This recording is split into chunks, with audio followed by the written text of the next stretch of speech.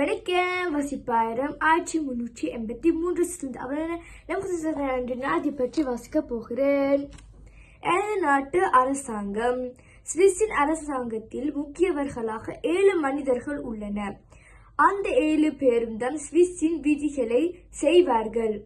புந்தஸ் கான்சலரும் சுவிஸின் அரசாங்கத்தை சப்போர்ட் பண்ணுகிறது. அவர்கள் என்ன செய்யலாம் என்று உறுதிப்படுத்துவார்கள். கிழமைக்கு கிழமை ஒரு முறை வந்து எல்லாரும் சேர்ந்து சந்திப்பார்கள். இது 1848 ஆண்டிலிருந்து சுவிஸில் நடக்கிறது. இங்கே 3 பெண்கள் மற்றும் 4 ஆண்கள் முக்கிய மனிதராக இருக்கிறார்கள். சுவிஸ் அரசாங்கம் பெர்ன் நகரத்தில் உள்ளது.